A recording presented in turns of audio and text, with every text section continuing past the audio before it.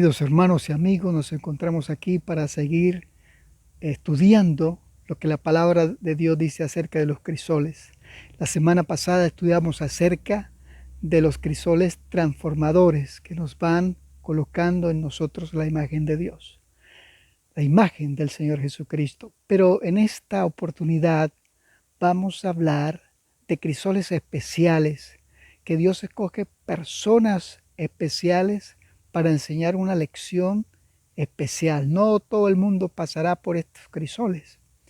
Y Dios nos deja estos crisoles en su palabra para que tengamos una idea cómo afrontar nuestros pequeños crisoles.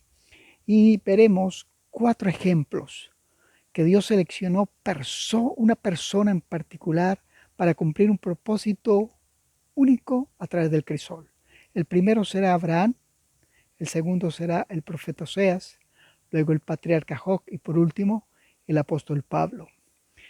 Cuando hablamos de Abraham, el capítulo 22 del libro del Génesis nos habla de una prueba muy difícil.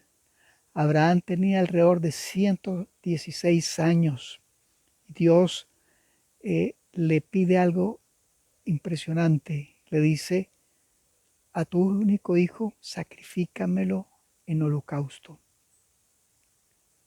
Esto es algo que nos dejaría en shock. Sin embargo, Abraham decidió aceptar lo que Dios le decía. Y la razón por la cual Abraham obedeció es porque conocía a Dios, tenía una fe implícita en Él, le amaba plenamente, tenía una fe grande.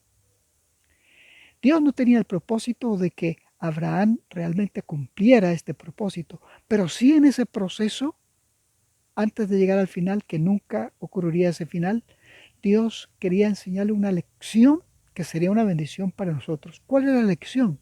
Que Abraham tuviera una idea de lo que significaba para Dios un día dar a su hijo unigénito para morir por la humanidad. ¿Sí? Por eso Jesús, hablando de Abraham, dice: Abraham vio mi día y se gozó. ¿Qué día? El día del sacrificio del Señor Jesús. Habría de verlo.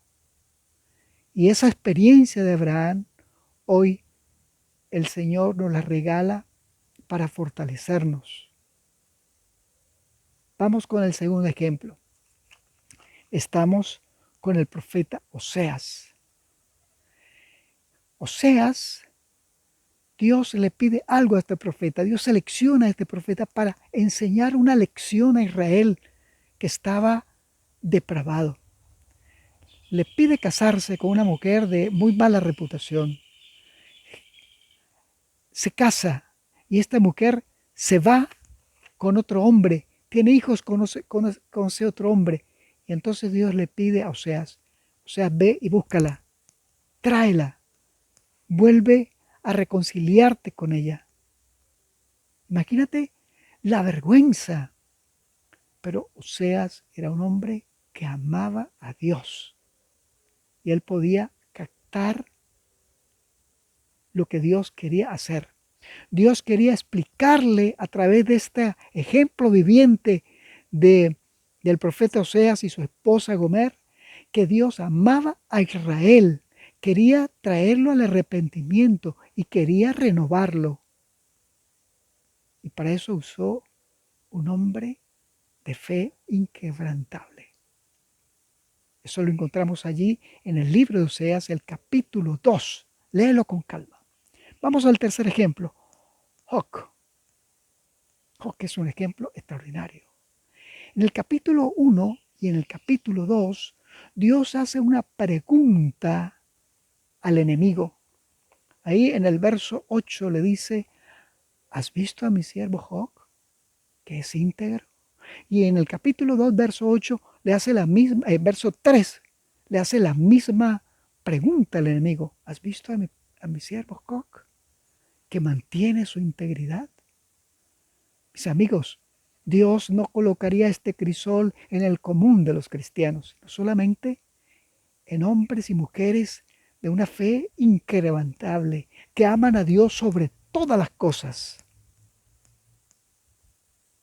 Mira, ¿sabes qué es ese honor que Dios escogió a Job para ser destrozado por el enemigo, mostrándole que el enemigo no tenía un poder supremo sobre la tierra, sobre los seres humanos, y fue un ejemplo para el enemigo, para sus secuaces ángeles, y también un ejemplo para el universo, pero también para la gloria de Dios. Y tú dirías, pero Dios se goza en eso. No, amigo, eso Dios no se lo da a todo el mundo. Qué privilegio un hombre como Job, a quien Dios lo escoge para una prueba terrible, para demostrarle al universo que el hombre, dependiendo de Dios, le será fiel, que el hombre, dependiendo de Dios, triunfará. Y Job, en medio de esa desgracia tan grande que el enemigo le propinó, allí en el capítulo 1, el verso 21, él dice, en medio de su tragedia, dice: desnudo salí del vientre de mi madre y desnudo volveré allá. Jehová dio, Jehová quitó. Bendito sea el nombre de Jehová. Job fue escogido por Dios para ser un ejemplo al mundo. Las naciones se sienten felices de tener héroes que los representen. Y Dios tomó a Job para ser su héroe, para que lo represente en la tierra y en el universo. Vamos a nuestro último ejemplo, el apóstol Pablo. Pablo, un hombre a quien Dios le tomó para ser el evangelista de los gentiles, pero sufrió tanto, tanto. Y allí en segunda de los Corintios, el capítulo 1, el verso 8 y 9 dice allí, dice el apóstol: fuimos abrumados sobremanera, más allá de nuestras fuerzas, de tal modo que aún perdimos la esperanza de conservar la vida, pero tuvimos en nosotros mismos sentencia de muerte, para que no confiásemos en nosotros mismos, sino en Dios, que resucita a los muertos. ¡Qué impresionante! ¿Dónde está aquí la esperanza? Él dice que has perdido la esperanza de poder vivir, porque sabe que va a morir. Pero él tiene la esperanza que Dios le puede resucitar de la muerte. Hermanos, la experiencia cristiana no es solamente aquí vivir, no sufrir y no morirse. No, la experiencia cristiana es compartir el Evangelio de Jesucristo. La experiencia cristiana es disfrutar la gracia salvadora en nosotros y la gracia transformadora. Si morimos o vivimos, que sea para la gloria de Dios. Y tú podrías decir, no, pero si Dios me pone una prueba como esa, no, yo no sería capaz. No se preocupe, amigo. Estos crisoles que vemos aquí son casos exclusivos, casos únicos que Dios usó a hombres fieles con el propósito de bendecirnos a nosotros. Y que estos mismos hombres pudieran dar consuelo no bajo la teoría, sino en la práctica. Y nuestros sufrimientos también deben servir eso, para que podamos consolar, animar y dar esperanza a los que sufren como nosotros. Y ya para terminar, el Señor allí, a través del profeta Isaías, en el capítulo 43, el verso 2 y el verso 5, hablando de la prueba, dice: cuando pases por las aguas, yo estaré contigo. En el verso 2. Y en el verso 3 dice: no temas, porque yo estoy contigo. Cuando pases por las aguas, cuando pases por el fuego.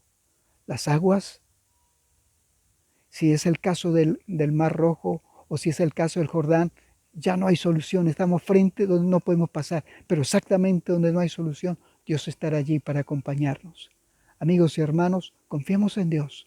Él nos acompañará en medio de nuestra lucha. Dice: no temas, yo estaré contigo. Oremos.